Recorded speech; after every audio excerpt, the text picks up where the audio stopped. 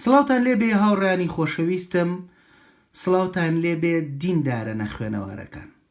بەڕێزان، ئێستا من باسی شیردانی بە گەورەتان بۆ ئەەکەم کە لە حەدیسەکانی موحەممەدا هاتووە، هەم بە عەرەبی لەبەردەستمایە هەم بە کوردی لەبەردەستمایە. من ئەم کتێبیانم لە مەغریب کڕیوە، صحیحی موسلیمە بە عەرەبی هەروە بێتەوە، ئەمەش صحیحی موسلیمە بە کوردی، هەم عەرەبیەکەی تایە لێرەدا هەم کوردیەکەشی تێدایە. بەڕێزان، لەم حەدیسەیە باسی کارەساتێکی زۆر گەورە ئەکات، باسی ئەوە ئەکا کە ئێوە بۆ ئەوەی پیاوێک ببێ بە مەحرەم لێتان و لە ماڵەوە لەگەڵ یا دانیشن، ئەوە پێویستە مەمکی بدەیتێ، مەمک بدەیت بەو پیاوە زلە کە لەگەڵ تا دائەنیشێ لە ماڵەوە. ئەگەر مەمکی بدەیتێ ئەوە ئەم پیاوە ئەبێت بە برات. لەسەر ئەم بابەتە من ڤیددیۆیەکی گەورەترم ئەبێ لە داهاتووە بۆتان ڕوونەکەمەوە. ئێستا زۆر بە کورتی بۆتان باسەکەم. بەڕێزان، دەچینە صحیحی موسلیم، وەگوتم لێرەشدا بە کوردی هەیە، بچن کوردیەکەی بخوێننەوە. من ئێستا عەرەبیەکەتان بۆ ئەخوێنمەوە و بۆشتانەکەم بە کوردی، لێرەشدا بڕۆن بیخوێننەوە. بە کۆمەڵێ پینەوە کراوە بە کوردی و بڵاو کراوەتەوە. بزانن محەممەد چیتان پێ دەڵێ سەبارەت بەوەی کە بتەوێ پیاوێکی زرتەزەلام، پیاوێکی زل بکەی بە برای خۆت، پیاوێکی زل بکەی بە برای خۆت، ئەوە پێویستە مەمکی بدەیتێ، مەمک بدەی بەو پیاوە زلە. ئەم حەدیسە لە کتابی ڕیضاعەیە هەیە. بەڕێزان، کتابی ڕیضاع واتە شیردان. دەچینە بۆ بەشی شیردانی بە گەورە، واتە شیردان بدەی بە پیاوی گەورە، کتاب الڕیضاع الکەبیر. ژمارەی حەدیسەکە 1453 کە لەبەر دەستانایە. بزانن چ کارەساتێ باسەکە. 1453 بەڕێزان، من حەدیسەکەتان بۆ ئەخوێنمەوە لە سەرەتاوە، ئەشیگرم بەدەستمەوە بۆ ئەوەی هەمووی ببینن. دەڵێت لە عائیشەوە: إن سالما مولى أبي حذيفة كان مع أبي حذيفة وأهله من بيتهم، فأتت يعني بنت سهيل إلى النبي فقالت إن سالما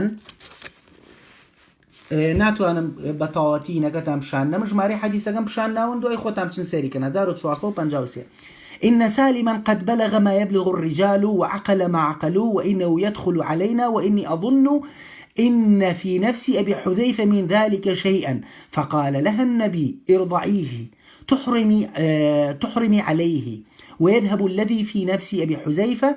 فرجعت إليه فقالت: إني قد أرضعته فذهب الذي في نفس أبي حذيفة. جماري حديث 1453 ليرشا بكردي كراوة بكمال قباحته، عذر لقباحت باشترة بكردي كراوة، كردية كشيان نا أنتواني وشارة سريكا. بزان حديثك يعني چي برزان. حديثك دليت جنيك هاد بولاي محمد، وتي أي محمد مێردەکەم مناڵێکی هەیە لە پێش منەوە. ئەم مناڵە ئیتر نازانم تەبەنی بووە یاخود مناڵی خۆی بووە، بۆ ئێمە هیچ گەور نابینێ مناڵەکە تەبەنی بووە یاخود مناڵی خۆی بووە.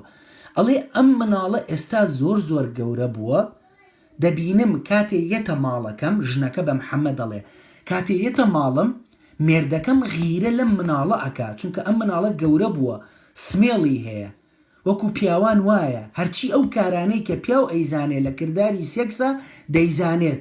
من چی لەوە بکەم بۆ ئەوەی مێردەکەم غیرە لە کوڕەکەی خۆی نەکات، بۆ ئەوەی غیرە لە کوڕەکەی خۆی نەکات و ئەم کوڕەش بێ بۆ ماڵمان. محەممەد بە ژنەکە ئەڵێ مەمکی بدەرێ، واتە مەمکەکانە بخەرە دەمی ئەو زرتە زەلامەوە، ئەو پیاوە گەورەیەوە. ژنەکەش پێی ئەڵێ ئاخر ئەو پیاوێکی زلە، من چی لێ بکەم؟ چۆن ئەبێ من مەمک بدەم بەو پیاوە زلە بۆی مێردەکەم غیرەم لێ نەکا، مێردەکەم شەڕم پێ نەفرۆشێ؟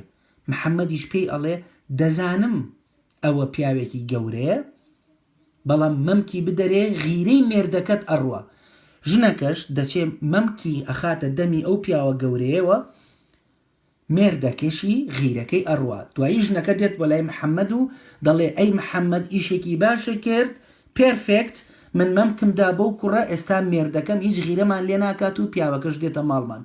واتە مەمکی خۆت ئەخەیتە دەمی پیاوێکەوە بۆی پیاوەکە حرام بێ لە تۆ مەمکی خۆت.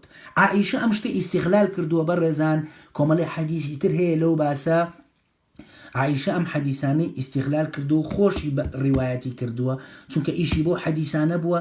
لە داهاتووە ڤیدیۆیەکی زۆر نایبتان بۆ ئەەکەم لە یوتیوب، ئاگادار بن ئەو ڤیدیۆیە زۆر نایابە بێ. لە ئیسلامدا ئەگەر مەمکەکە و بخەیتە دەمی پیاوێکی گەورەوە ئەوە بێت حەڵاڵ ئەبێت و دەتوانێت بێت سەردانێ بکە. ئەم حەدیسەم بۆ خێزانەکەی خۆم باس کرد تۆزە لەمە و پێش نزیکەی 5 دقە لەو عەرزەیە کەوتبوو پێ ئەەکەنی، بڕواتان هەبێ پێ ئەەکەنی وەکو مناڵێک لەو عەرزەیە کەوتبوو پێ ئەەکەنی. چاوتان ماچەکەم بیر بکەنەوە ئەی موسڵمانە نەخوێندەوارەکان، کتێبەکانی خۆتان بخوێنەوە. شەوێکی شاد بۆ هەموو لایەک.